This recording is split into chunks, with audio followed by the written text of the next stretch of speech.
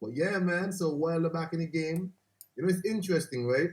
The fight doctors in the chat. Last year, when we were going through the whole Kubrat Pulev and possible Ajit Kabayel fight, the fight doctor asked us, well, what fight would we prefer? And we said, obviously, Deontay Wilder. But Tyson Fury was hell-bent, I'm not going to fight this man. I'm wondering if Tyson Fury was fed some bad legal advice or something.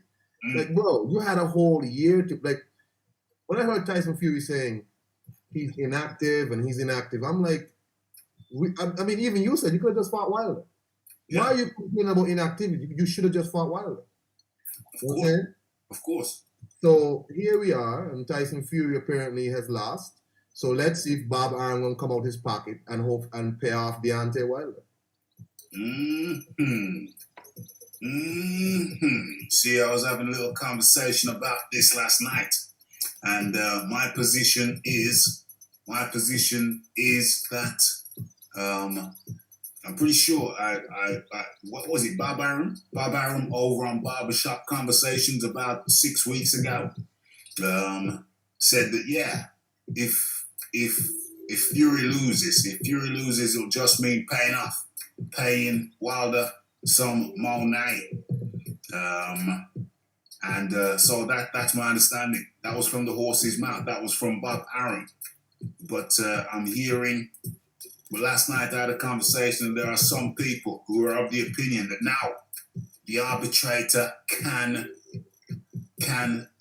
rule that they fight, that Tyson Fury uphold his end of the bargain and fight Deontay Wilder a third time. So there's a perception on the one hand that the arbitrator can only rule in favor of paying Wilder some compensation. But there is another school of thoughts. There are two schools of thoughts. And the other school of thought says that no, the arbitrator can actually stipulate that they fight a third time. Okay, so it's unclear what this means for Fury Joshua, which has been penciled in for August the 14th.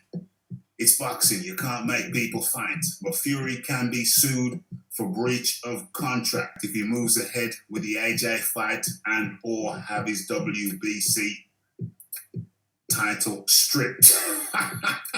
You can't make this shizzle up. Iron Cotton. You can't make this shizzle up.